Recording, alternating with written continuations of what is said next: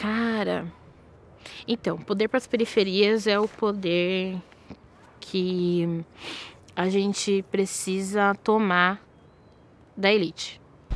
Mas a opressão contra os povos indígenas sempre existiu, independentemente do governo que estava, sempre existiu.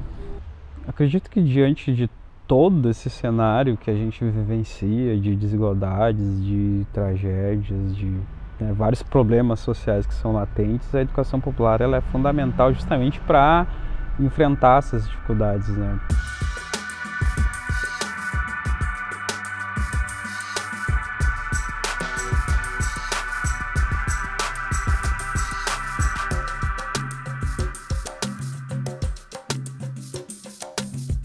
Poder para as periferias é o poder do povo preto, é o poder das mulheres, é o poder da classe trabalhadora. De verdade, assim. É o poder que a gente tem, mas que a gente não consegue exercer, porque a gente ainda precisa se organizar muito para isso. E poder das periferias é o poder, é o nosso poder, é a nossa junção. Quando a gente se junta, cara, a gente, além de queimar estátua, quando a gente se junta, a gente derruba ditadores. Quando o povo se junta, consegue derrubar sistemas. E eu acho que esse é o poder que a gente está almejando.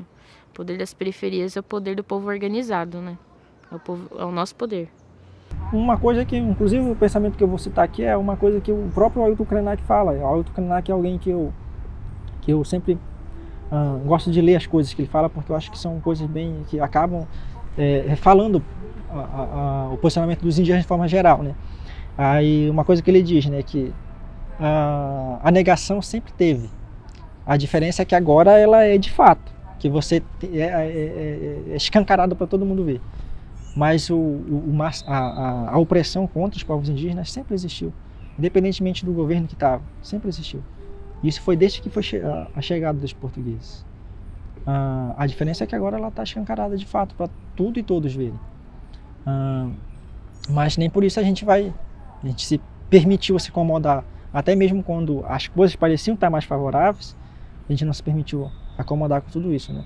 E é uma coisa que eu, inclusive, só reforço o que ele disse. A preocupação não é tanto com a gente, a preocupação é com essa população ia reagir, né? A população geral, de forma geral, a reagir a ter uma mudança, uma exposição de pensamento agressivo como é o que a gente tem hoje em dia, né?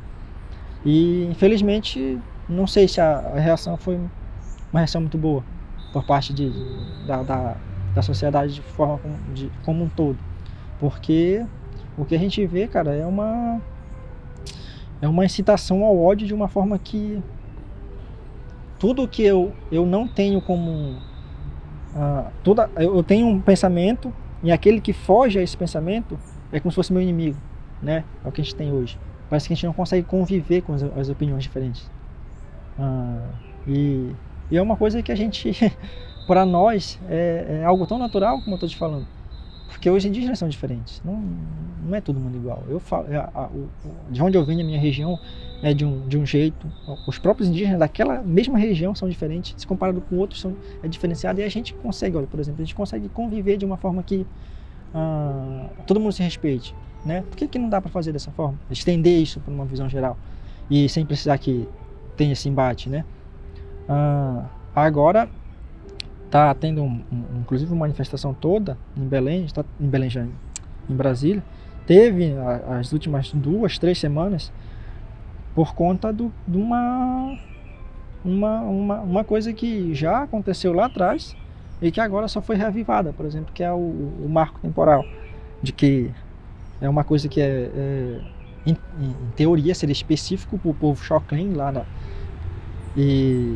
só que, claro, a gente sabe que se isso for aprovado, vai se espalhar de uma forma como um todo para todas, vai abrir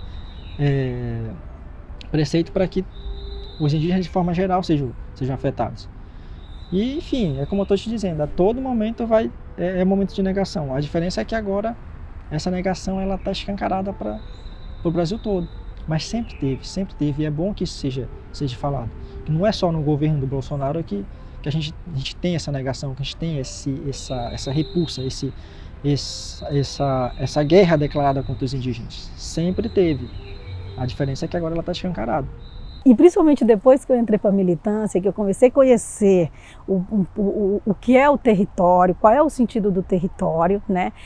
E eu acho assim que eu tenho um papel na sociedade que é fazer com que as pessoas entendam também o que é o território, né? Nós, povos e comunidades tradicionais, os quilombolas, assim como os indígenas também, a gente não vê a terra como comércio, a gente vê a terra como sobrevivência, como vida, né? Então eu acho que eu preciso passar essa imagem ainda para a sociedade de que parem de nos criminalizar pelos impactos causados à natureza, porque nós não estamos aqui para isso. Nós não usamos a natureza para isso, para o comércio, mas sim para sobreviver.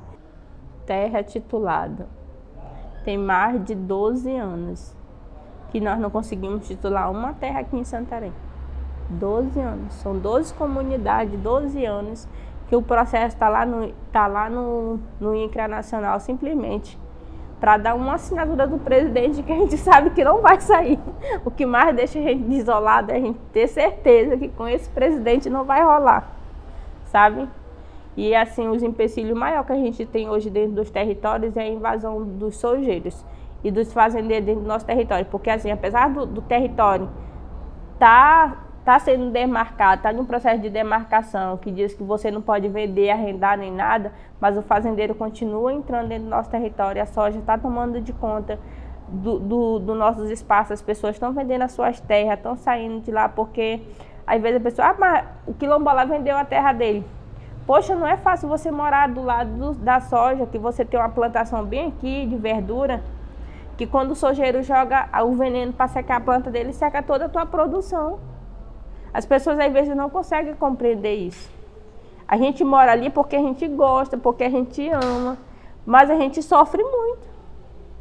Porque não é fácil. Já pensou, você faz o plantio de melancia esse ano, aí quando a melancia está boa de colher, o fazendeiro vai passar o gado dele para a área de várzea, quebra toda a tua melancia, quem vai pagar teu prejuízo?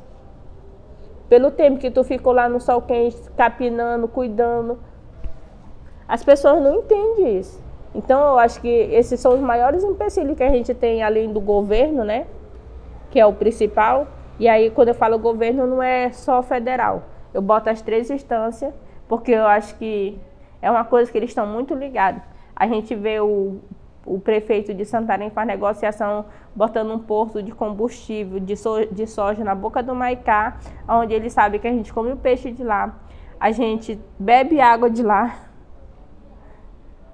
Acredito que diante de todo esse cenário que a gente vivencia, de desigualdades, de tragédias, de vários problemas sociais que são latentes, a educação popular ela é fundamental justamente para enfrentar essas dificuldades, né? Eu acho que tem um potencial, a educação popular, eu acredito que ela tem um potencial, assim, sui generis de ajudar na transformação da sociedade, né? Eu penso muito sobre isso, assim, né? Acho que a gente tem um problema de uma série de valores conservadores, retrógrados, que são inclusive valores que são de gente querendo aniquilar pessoas, tipo, nazismo é isso, né? Neonazismo, enfim, é isso.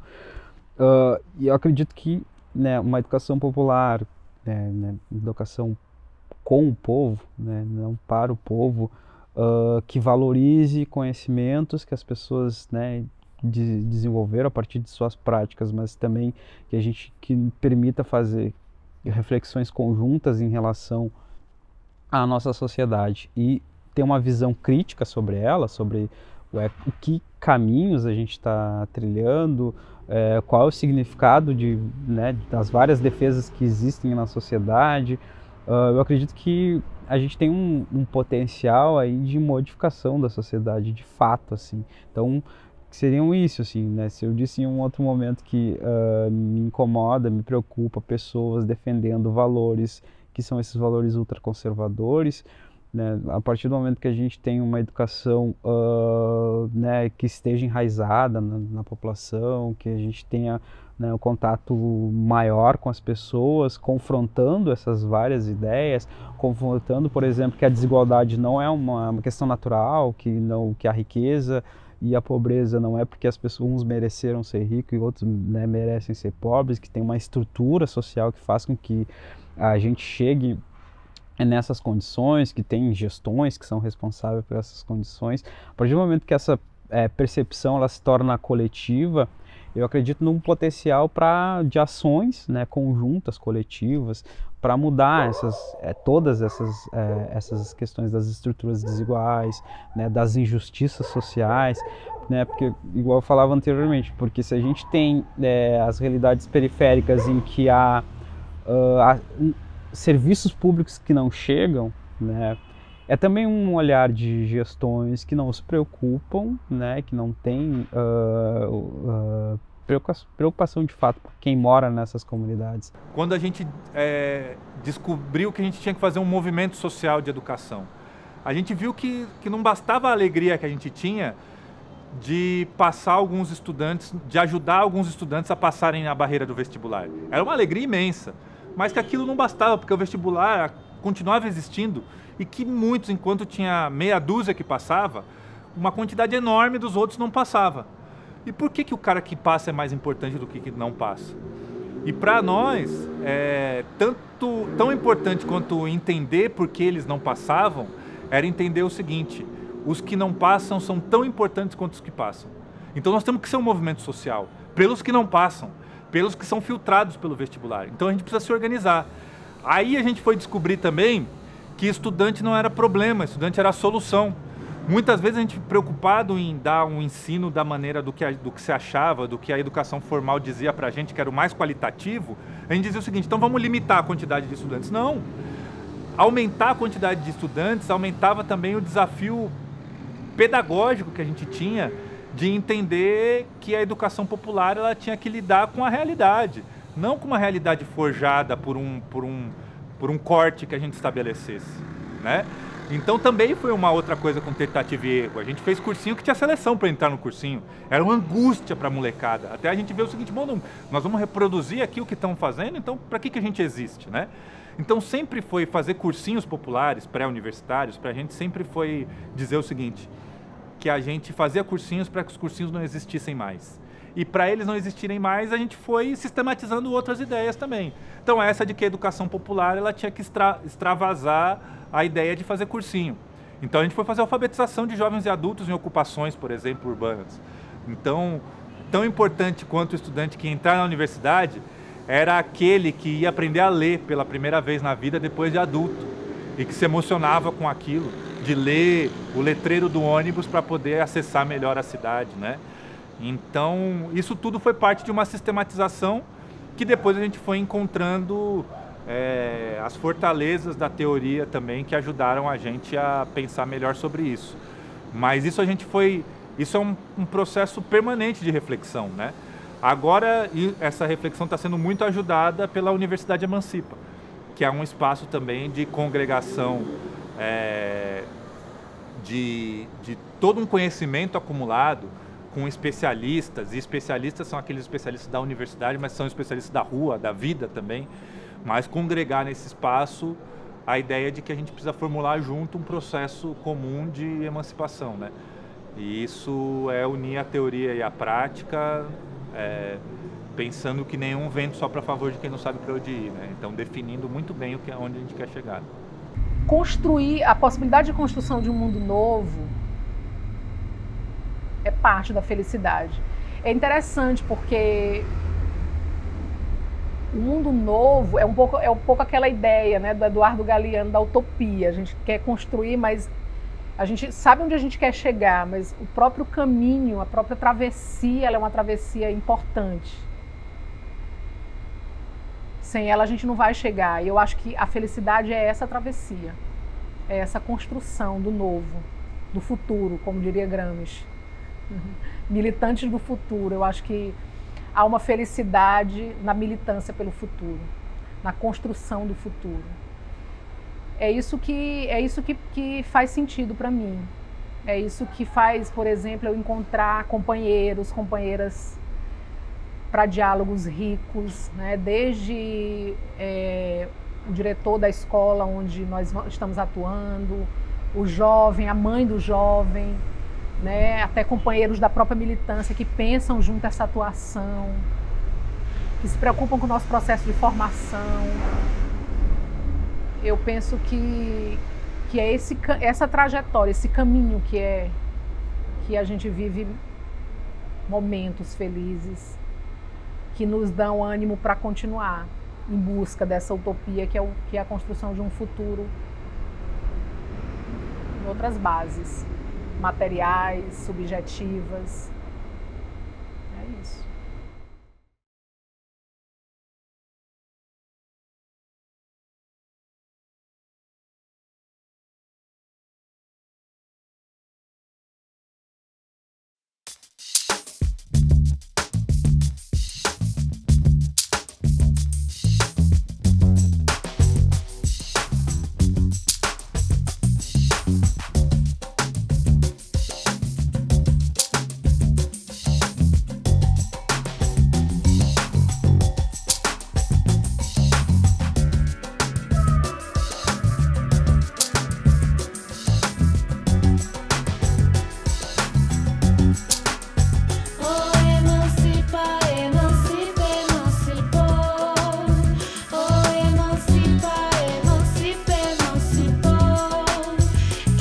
Liberta é o sonho que você sonha.